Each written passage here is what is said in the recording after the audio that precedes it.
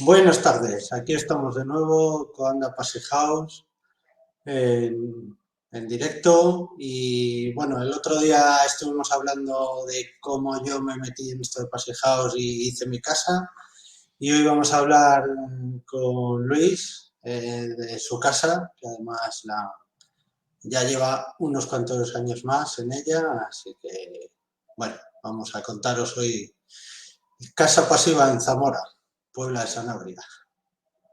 Hola Luis. Hola David, pues sí, realmente ya llevamos 4 años viviendo en la casa y bueno, la primera pregunta que me podrías lanzar, ¿no? ¿Por qué te decidiste a construir una casa pasiva? ¿Qué es lo que te Pues motivó? bien, pues la decisión de construir una casa pasiva, bueno, no fue como la tuya, ¿no? Porque tú realmente ya estábamos trabajando en Passive House. Fue mi primer proyecto Passive House. Fue el descubrimiento de Passive House, el estar convencido de que había algo bueno ahí y en aquella época costaba muchísimo trabajo convencer a la gente. Entonces, yo estaba o me quería hacer mi casa y llegué a la conclusión de que lo mejor era hacerme una Passive House que además me pudiese servir para enseñarle a la gente pues cómo funciona, ¿no? Y bueno, así fue un poco como nos metimos en esa aventura, un poco vamos a decir, a la aventura, ¿no? Por valga la redundancia. Y antes de vivir en la casa actual, vivíais en otra casa, que además estabais viviendo de alquiler cuando os mudasteis a Puebla de Sanabria. ¿Cómo era estar en esa casa?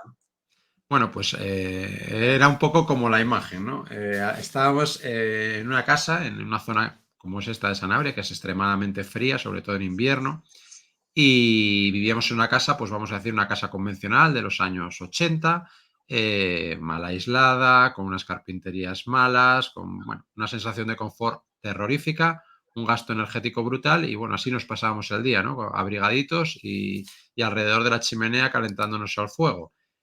Eh, Claro, ¿qué era lo que más gastabais en ese momento? Aparte de la leña que metíais a la chimenea. Pues bien, o sea, el gasto de calefacción era horroroso, ¿no? Yo me acuerdo el primer año que vinimos a vivir aquí, nos gastamos 3.000 euros del año, bueno, de hace 15 años, en gasoil, ¿no? Que era, la calefacción era de gasoil. Eh, ¿Qué pasa? Que aquello no era sostenible porque, aparte de que gastábamos mucho dinero, no estábamos confortables. Es decir, gastabas 3.000 euros pasando frío, ¿no?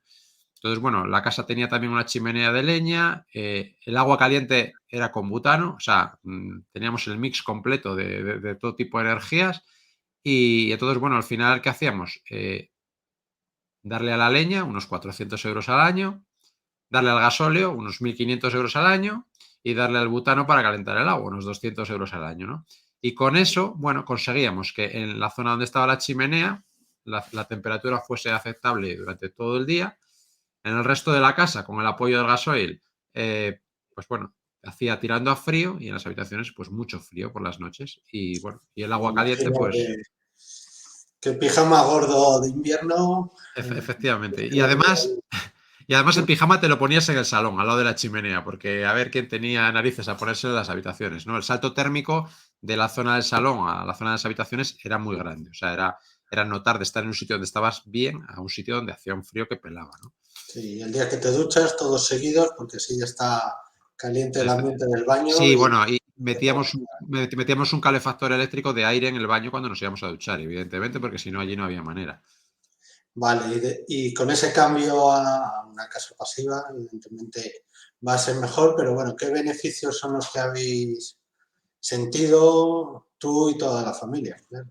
Bueno, pues en primer lugar, yo creo que esto afecta, es un tema que afecta a todo, ¿no? La mejora de confort ha sido brutal, o sea, ahora mismo podemos estar en casa durante todo el año prácticamente con la misma ropa, no pasamos frío, no sentimos incomodidad y luego además la casa, bueno, está muy bien aislada, está muy bien ventilada, entonces, bueno, hace que el descansar en ella pues sea mucho, mucho mejor, se descansa mejor, se duerme mejor. Eh, Incluso yo te diría que nos resfriamos menos y en general, bueno, no sé si es casualidad, los niños se han hecho un poco mayores cuando nos hemos venido a vivir aquí, pero prácticamente no se ponen enfermos y nosotros, pues bueno, descansamos muy bien, ¿no? Y la temperatura pues siempre es adecuada. Por ejemplo, esta foto que tenemos aquí del niño y el gato, estamos en... Creo recordar que esta foto está tomada a finales de septiembre, principios de octubre. Bueno, al final aquí dormimos con la misma ropa en la cama pues durante todo el año, ¿no? Y la temperatura siempre es confortable. Sí, evidentemente los resfriados ya no se cogen en casa, se cogen fuera, pero yo lo sé porque los niños en el colegio siguen Sí, cogiendo los catarros desde que se han sí. quitado la mascarilla. Sí, bueno, el tema de la mascarilla, la verdad es que yo creo que ha hecho que este invierno mucha gente haya cogido, pues eso, los virus que no han cogido los años En los anteriores, 2 ¿no? años anteriores no les han cogido, porque lo habitual Claro, era cogerlo, los 2 años anteriores claro. no han cogido y este año han vuelto. Bueno, durante todas las etapas del año, ¿qué diferencias hay en las distintas estaciones? Bueno, Bueno, aquí suele decirse, ¿no? Que esta es una zona donde hay, bueno, suele decirse en Madrid, ¿no? Que hay ¿cómo es? 9 meses o 3 meses de invierno y 9 de infierno. Aquí es justo al revés, ¿no? Aquí tenemos 9 meses de invierno y 3 de infierno. Pero bueno, para que os una idea, en la primavera, esta foto es de abril de 2022, o sea, de abril de este año. Veis la gráfica de temperaturas aquí y todo lo que está por debajo de esta línea horizontal son temperaturas bajo cero. Quiere decir que en abril llegamos a tener 8 grados bajo cero este día 3 de abril, que se hizo esta foto, y y, máximas de y, 10, y, ¿no? y máximas en torno, sí, en torno a 8 o 10 grados. Y sin embargo, las temperaturas interiores han estado siempre en torno, o sea, entre 20 y luego durante el día, saliendo un poco el sol, pues sube hasta en torno de unos 22 grados. Es decir, que estamos manteniendo la casa en esa época con mucho frío y prácticamente sin encender nada, ¿no? Bueno, práctica y totalmente, o sea, en esos meses no se enciende nada. La calefacción prácticamente se enciende los meses de noviembre, diciembre, enero y febrero y en momentos muy puntuales, ¿no? Ah, pero tenéis calefacción en una casa pasiva, sería la Sí, pregunta. sí, tenemos unos radiadores eléctricos, todo el sistema está domotizado y si alguna estancia en algún momento baja de 20 grados, el radiador se enciende para que esa habitación mantenga esos 20 grados. Y bueno, al final estamos consumiendo anualmente en torno a unos 300, 400 kilovatios hora anuales que producimos con fotovoltaica, pero que si tuviésemos que consumir de la red, pues estaríamos hablando a lo mejor de 60 o 70 euros al año a precio de electricidad de hoy para calefactar la casa. O sea, es una auténtica ridiculez. Vale. Y en verano se pasa mucho calor, se pasa mucho Pues, fresquito. pues en verano lo fundamental es protegernos del sol, ¿no? Esta es la fachada sur de la casa, que como veis es bastante acristalada. Entonces la clave de todo esto es que el alero de arriba prácticamente cubre las ventanas y si no la apoyamos con las persianas y el toldo retráctil que tenemos en planta baja pues nos sombrea toda la zona cristalada de la cocina y el salón. ¿Con esto qué conseguimos? Pues conseguimos que el calor no entre. Veis, por ejemplo, aquí en esta gráfica lo que pasa una semana pues, cuando hace mucho calor, ¿no? En la gráfica de abajo vemos que estamos teniendo picos diarios de en torno a 30 grados, temperaturas mínimas de 15 grados, esto es bastante calor aquí, y sin embargo, pues bueno, la temperatura interior puntualmente sube por encima de los 25 grados.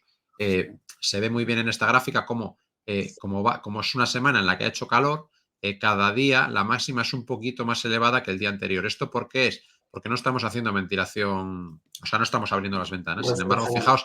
fijaos este último día que la temperatura subió un poco más, pues por la noche hicimos una ventilación nocturna abriendo un poco las ventanas y ya al día siguiente se mantiene. Es decir, hemos tenido temporadas en las que la temperatura ha sido más elevada de estos 30 grados y bueno, al final nos mantenemos siempre por debajo de los 25, siempre que combinemos un poco las estrategias del free cooling nocturno de la ventilación con la apertura de ventanas. La apertura de ventanas es muy efectiva, sobre todo cuando la temperatura exterior baja. Y bueno, y lo fundamental, proteger las ventanas del sol, evidentemente. Sí, eso te iba a preguntar, ese toldo que está en el exterior, porque muchas veces la gente dice, bueno, para protegernos en verano, pues ponemos las cortinas que tenemos dentro de casa. Bueno, a ¿Funcionarían ver, igual las cortinas dentro de casa? las cortinas dentro de casa, evidentemente, algo, si son claras, pues algo de radiación quitan, algo de radiación reflejan hacia afuera, pero su eficiencia en cuanto a contener el calor es mucho menor. En verano, el calor dentro de casa, o sea, aparte del calor que puede entrar por las ventanas, tenemos el calor que producimos dentro de casa, con lo cual cualquier pequeña carga que le vayamos aportando, sea por un sitio, sea por otro, siempre va a sumar para peor. Entonces, es siempre mejor el sol bloquearlo desde fuera que bloquearlo desde dentro. Evidentemente, más efectivo. Mm. Otoño, Bueno, se pues, ¿qué vamos a carga. decir del otoño, no? El otoño en Sanabria, que tiene una luz preciosa. El otoño y el invierno y la primavera en general son dos estaciones en las que, bueno, no hace tanto frío como en invierno y, sin embargo, sí que puede tener o puede hacer muchas horas de sol, ¿no? Entonces, es muy importante también protegernos del sol porque, paradójicamente, en verano las protecciones solares funcionan mucho mejor, están pensadas para el verano, pero se tiende a no pensar tanto en esto en primavera y en otoño, que es cuando realmente el sol está aún un poco más bajo, puede transmitir bastante radiación y si no se controla se podría llegar a pasar calor, ¿no? En Yo verano siempre el digo, alero, en en verano los el a- alero los protege, ¿no? Pero per- en en otoño, primavera y en primavera, otoño no. está más bajo, ese alero no funciona y hay que hacerlo de otra manera. Efectivamente. Entonces hay que tener mucho cuidado con esto y estudiar muy bien las cargas solares, ¿no? Para protegernos en estos meses intermedios. Y invierno, que casi es el mes más favorable para una casa pasiva. Pues sí, a ver, en invierno la casa funciona fantásticamente, ¿no? Como podéis ver, bueno, esta es una imagen de un día de nieve en casa, corresponde con uno de los días de esta semana, ¿no? Que veis aquí, donde se ve como las gráficas diurnas. Aquí tenemos una línea que marca 9,5 grados, ¿no? Veis que la mayoría de los días no se ha llegado a esas temperaturas. El día que se llegó fue el día que nevó, precisamente, porque luego salió el sol y cuando salió el sol, pues subió un poco la temperatura, ¿no? Eh, las temperaturas nocturnas son de todas bajo cero y si os fijáis por la anchura de esto, ¿no? Estamos más horas abajo cero que sobre cero, ¿no?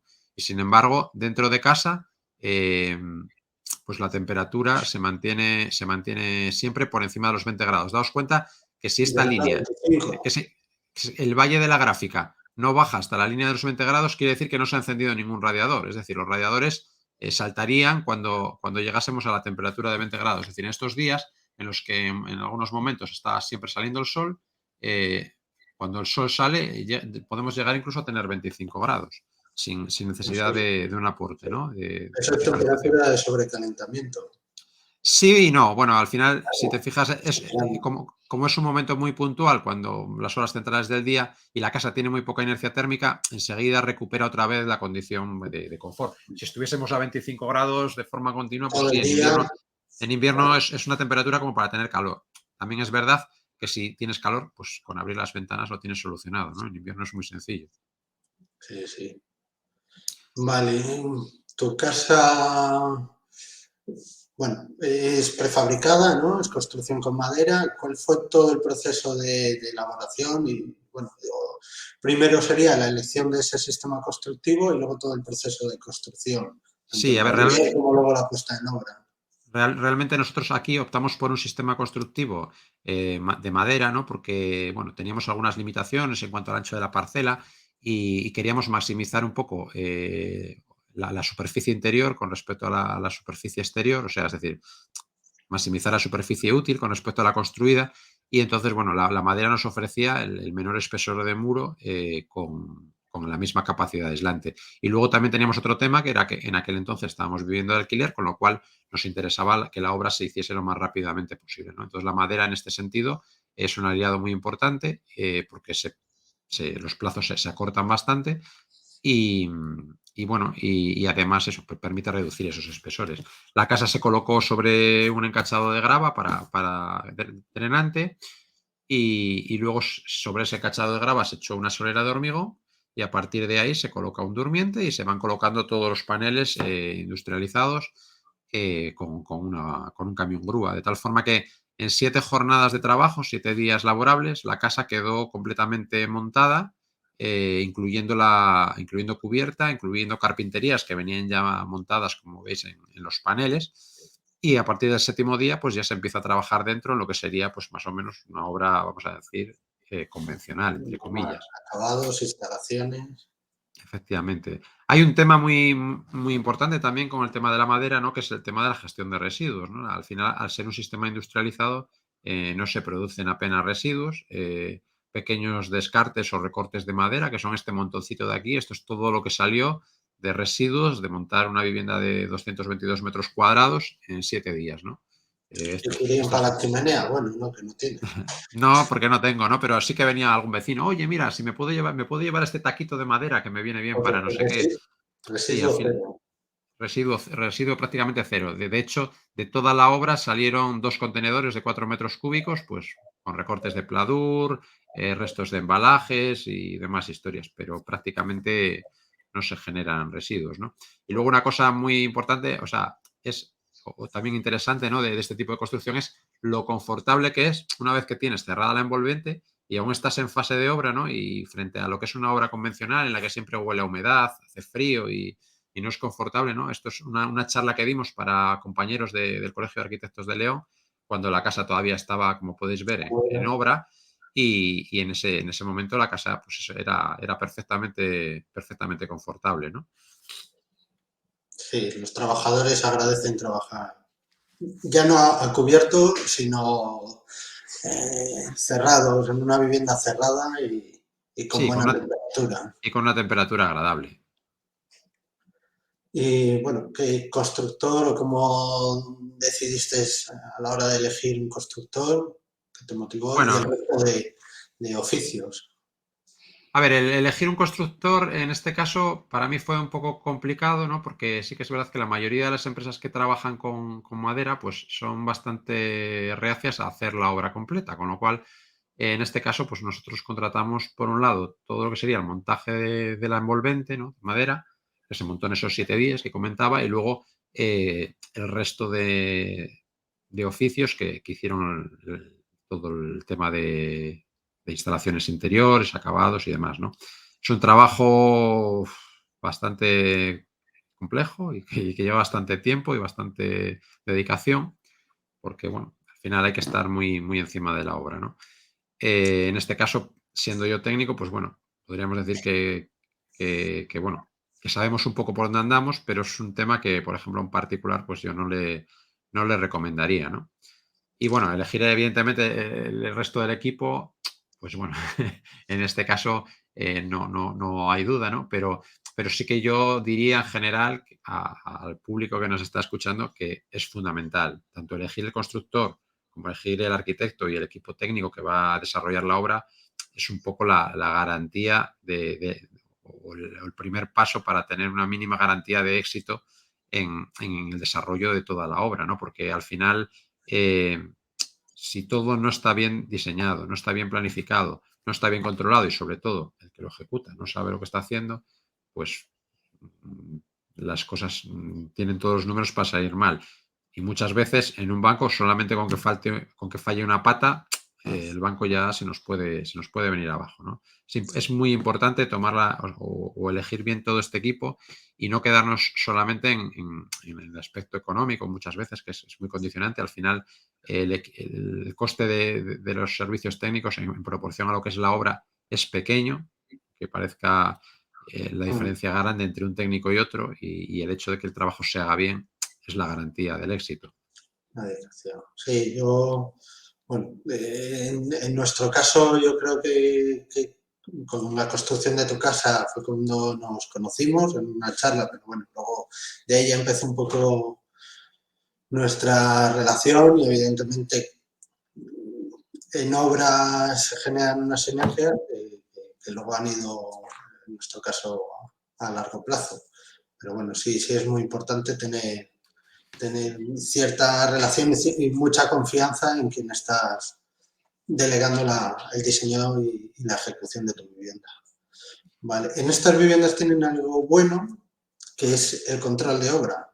Y yo Sí, diría el control incluso del proyecto, el control de proyecto y el control de obra. ¿En qué se diferencia de una casa no pasiva?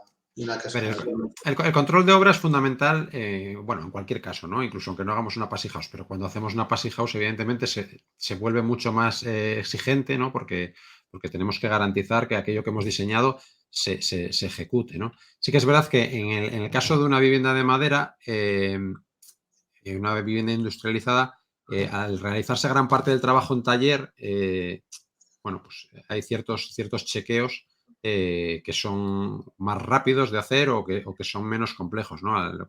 Cuanto menos tiempo tarde la obra, cuanto menos tiempo dure la obra, más difícil es que alguien que pasaba por allí pues prepare algún estropicio, ¿no? Al final, eh, la envolvente nos viene hecha, hay que chequear pues elementos como estos puntos que tenemos aquí, que son los pasos de instalaciones y alguna cosita más. Pero bueno, sobre todo, la importancia de la obra es cuidar los detalles y vigilar que realmente las cosas se ejecuten, ¿no? Que se hagan los ensayos para comprobar además que toda esta ejecución se ha realizado correctamente. Por ejemplo, los ensayos blower door, ¿no? Para comprobar la hermeticidad de la envolvente, ¿no? Sí, vamos, yo me refería, evidentemente, en cualquier vivienda hay que hacer una serie de controles, control de hormigón, control de estructuras, control de recepción de materiales, pero ¿qué singularidades tienen las viviendas pasivas? Va todo muy Bueno, relacionado con la certificación o los controles de sí, la certificación de una vivienda pasiva. sí, evidentemente esos chequeos en cuanto a tema de aislamientos, en cuanto a tema de hermeticidad, que es un poco el tema diferencial, ¿no? De una passive house, de ese ensayo block que al final eh, va a ser el que nos chive si la vivienda se ha ejecutado bien o mal y todo ese tema de recepción de materiales y tal, que evidentemente habría que hacer en una vivienda convencional, pero bueno, en una passive house con mucha más razón. Y evidentemente, si eso se va a llevar a una certificación, esa certificación nos va a exigir que toda esa documentación y que todo ese control exista, porque si no existe, pues no se puede certificar, ¿no? Es un poco el plus que nos da la certificación, el hecho de que haya un tercero que vele por el hecho de que las cosas se hayan ejecutado conforme se habían diseñado. Bueno, ya te queda menos para la certificación. Cuando saques 2 o 3 meses libres de trabajo. Sí, es un terror. Es un terror porque, bueno, mi casa evidentemente se hizo para certificar, pero aún estamos pendientes de entregar toda la documentación, ¿no? En casa del herrero, cuchillo de palo, ya se sabe. Bueno, como yo digo, no hay mayor certificación que ver que realmente se están cumpliendo las condiciones, sobre todo del confort, ¿no? Sí, sí, de hecho tenemos muchísimos datos de monitorización que yo creo que nos darían o nos darán en el futuro para hacer otro vídeo hablando un poco del comportamiento de la casa, ¿no? Aunque aquí voy a incluir ahora algunos datos, pero bueno, tenemos muchísimos datos, sensorización y monitorización de la casa, ¿no? Y la verdad es que es una maravilla ver cómo funciona. Vale, hablabas antes del ensayo Blower que se realizó en la vivienda. Sí, bueno, a ver, el ensayo blower door, como ya sabéis, pues se realizan varios, ¿no? Se realiza uno en fase de obra, cuando la envolvente aún está al aire, y se realiza otro al final, ¿no? Que es el que nos da el valor definitivo.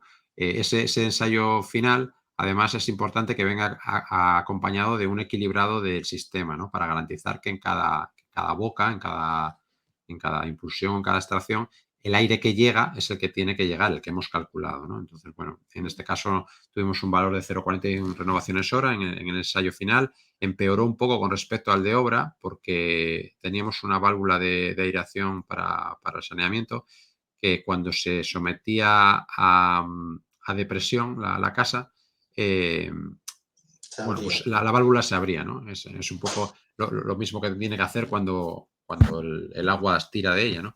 Y bueno, Sí, pero sin embargo, el primer ensayo que realizamos en la obra dio todavía peor y gracias a eso sí, sí, sí, detectamos bueno, algunas infiltraciones es que cierto debían que aquí hicimos 3 ensayos. El primero dio regular porque bueno, había una serie de defectos en los sellados de las ventanas y gracias a ese ensayo pues se pudo subsanar todo, ¿no?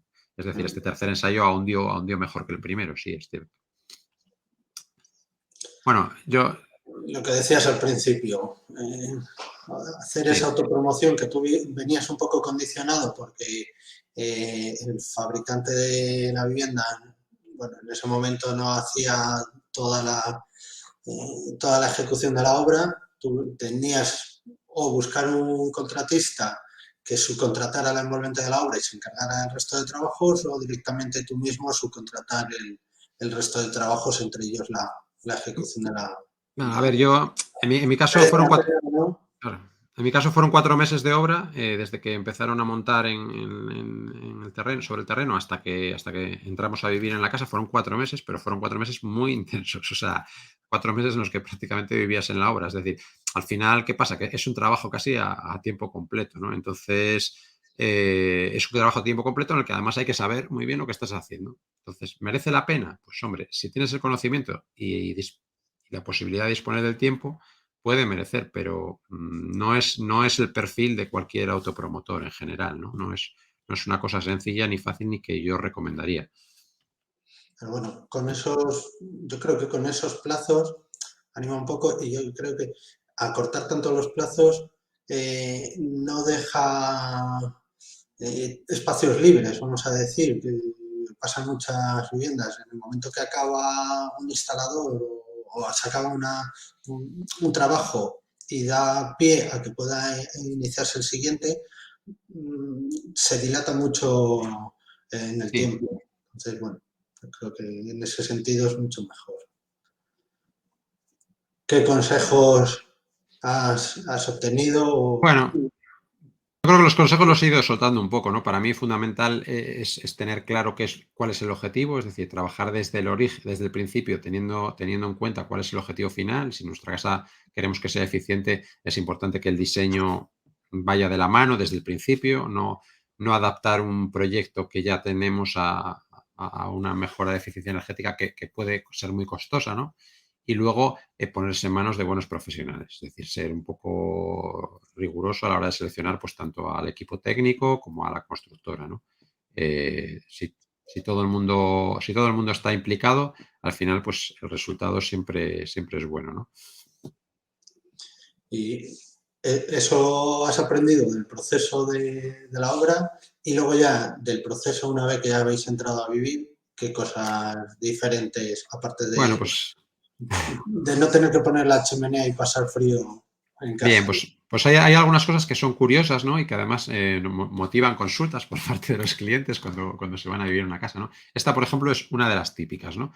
Cuando esto es hielo, escarcha, que se produce en la ventana por la cara exterior, ¿vale? Esto es un día de invierno, una helada, a lo mejor ha hecho 7, 8, 10 grados bajo cero, Eso y es malo. entonces no, eso es bueno. Eso es bueno, ¿por qué? Porque ¿qué quiere decir esto? Esto en una casa normal con estas temperaturas, si las carpinterías no son muy buenas, puede llegar a producirse condensación al interior, ¿vale? Si las carpinterías son medianamente buenas, esa condensación ya no se produce en el interior, pero se produce en el exterior. Porque evidentemente con 5 grados bajo cero, toda la humedad que hay en el ambiente condensa o se escarcha, ¿no? O se hacen las famosas cencelladas, ¿no? Que son muy típicas por aquí, de que todo amanece blanco como helado, ¿no? Entonces, ¿qué pasa? Que cuando esa condensación se produce en la cara exterior de la ventana, si el calor no se escapa de casa, es decir, la cara exterior del vidrio está fría y entonces también se hace hielo. Y no se derrite porque no escapa el suficiente calor de la casa como para que se derrita. Es decir, que si la ventana es muy buena, llega a producir ese efecto, ¿no? Bueno, ese efecto, evidentemente, cuando sale el sol y le da, pues a la ventana, pues ya se derrite, ¿no? Pero es un efecto curioso y mucha gente piensa que es que no, o que es un problema o que es lo que sea, ¿no? Bueno, mientras el frío esté fuera, y además es Claro. bonito, es bonito y decorativo, ¿no? Quiere decir que la ventana, el cristal, no está calentando y por eso no se derrite, ¿no? Efectivamente, el cristal El hielo. no está dejando escapar el calor, ¿no? El calor se queda dentro y el frío fuera. Esto, bueno, pues es una gráfica, por ejemplo, de una semana normal donde se ve, pues, o donde se compara aquí la temperatura exterior, es la gráfica azul que está por debajo, la temperatura interior, que es la gráfica naranja que está en medio, y la temperatura exterior, que es la gráfica La humedad superior, ¿no? interior. Veis que, por ejemplo, esto es una semana, o sea, perdón, y la humedad interior en la gráfica superior. Entonces veis cómo hay muchísima oscilación en la temperatura exterior, es decir, la temperatura exterior sube, baja, no sé qué, no sé cuál, y sin embargo la gráfica de temperatura interior es prácticamente plana, es decir, la casa prácticamente no se entera de qué es lo que está pasando fuera, ¿no? Esto tiene una contraprestación, que es que a veces estás en casa, en manga corta, y de repente sales a la calle, coges el coche, te subes y de repente dices, joder, que hace 2 grados, ¿no? Y he salido casi en manga corta, ¿no? Entonces, bueno, hay que tener cuidado con estas cositas. Bueno, tenía... Esta la voy a pasar porque tengo datos aquí al final. Esto, por ejemplo, es una semana de vacaciones, ¿no? Y la casa está aquí en flotación libre. Es decir, en flotación libre es sin ningún sistema funcionando, ¿vale? La calefacción está completamente apagada, los radiadores no se encienden, aunque la casa baje de 20 grados, ¿no? Y entonces, bueno, tenemos la línea azul de abajo son 20 grados y la línea naranja de arriba son 25, ¿no? Entonces, veis cómo nos fuimos de casa un 22 de diciembre, que sería, pues estaríamos por aquí, ¿no? Y esos días estaban nublado, ¿no? Y como estaba nublado, pues la temperatura se mantiene más o menos constante, ni sube ni baja mucho, ¿no? Luego empezó a hacer frío, pero salía el sol, ¿no? Y entonces, bueno, por la noche bajaba porque hacía mucho frío, por el día subía un poco porque salía un poco el sol, pero al final, muchos días seguidos en los que sale el sol por el día, baja la temperatura por la noche, sale más el sol por el día, de repente pues nos encontramos con que el 4 de enero, cuando llegamos a casa, nos encontramos ya temperaturas por encima de los 25 grados dentro del interior de casa, completamente en flotación libre, ¿no? Es decir, sin ningún tipo de aporte. Otra de las ventajas es las bajas concentraciones de CO2, ¿no? Aquí tenemos 2 sensores, uno en planta baja y otro en planta alta, en el dormitorio principal y en la zona de salón-cocina. Y aquí vemos cómo las concentraciones se mantienen siempre por debajo de los 1000 ppm, de las 1000 partes por millón, que es lo que se recomienda, ¿no? para una buena calidad del aire.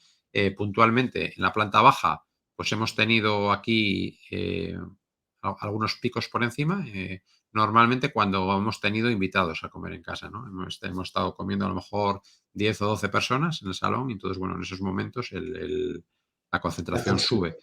Y evidentemente, pues cuando no hay nadie en casa, pues veis cómo la concentración baja, ¿no?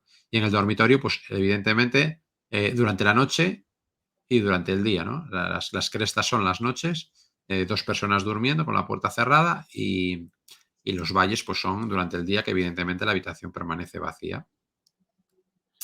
Y luego, esto es un gráfico que saqué en 2019, ¿no? que hablaba de los consumos entre el 1 de agosto de 2018 y el 20 de marzo de 2019, ¿no? Y bueno, a precios de entonces estábamos hablando de consumo de ventilación de 73 kilovatios, 1.238 para agua caliente, 220 para calefacción y para el resto de usos de la casa 2.499, ¿no? Veis que gasta mucho más, 1.238 kilovatios el agua caliente, que la calefacción, que fueron 220, ¿no? Porque bueno, ahí está todo el invierno.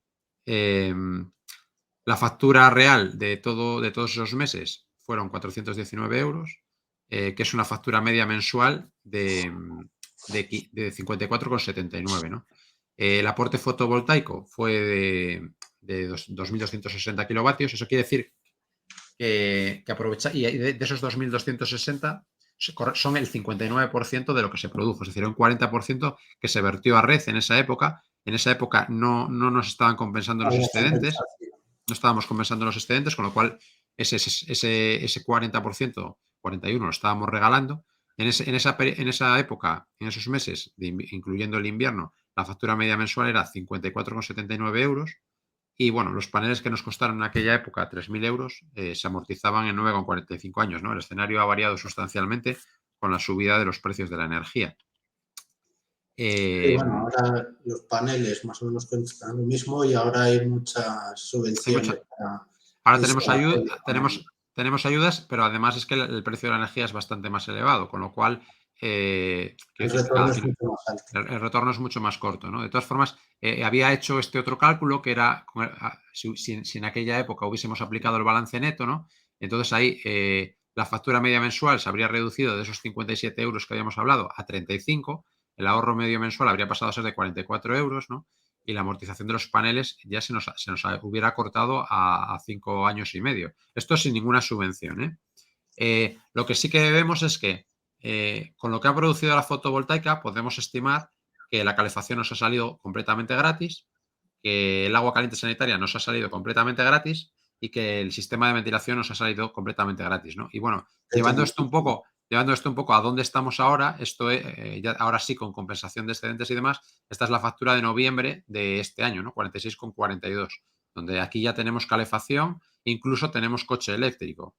Es decir, no hay miedo a la factura. Y bueno, aquí unas imágenes de la casa. Esta es la casa por el exterior con la instalación fotovoltaica, el toldo. Esto es una vista del interior del dormitorio principal bueno, Una ventana con la bien ventana acústica. orientada a sur, la cocina, otro dormitorio, también orientación sur, la zona de salón. Aquí está mi oficina, donde estoy ahora mismo. Y bueno, colorín colorado, este cuento se ha acabado. Pues muchas gracias por invitarnos a pasear por tu casa, a conocer cómo te metiste en ese proceso y todo lo que lleváis experimentando desde entonces, viviendo en la casa. Así que, Pues nada, pues, espero que estas impresiones, ¿no? Y os animen a pensar que es posible hacer una vivienda que consuma poco, que sea confortable, que no constituya una carga, una hipoteca energética ni para nosotros ni para los que vengan detrás, ¿no? pues lo dicho, muchas gracias Y nada, y el otro día nos vemos. y os animamos a que dejéis vuestros comentarios, vuestras preguntas, vuestras dudas y bueno, y para cualquier cosa que necesitéis podéis contactar con nosotros a través de nuestras redes sociales, Facebook, Twitter, LinkedIn O página web. o página web. Venga, hasta luego. Adiós.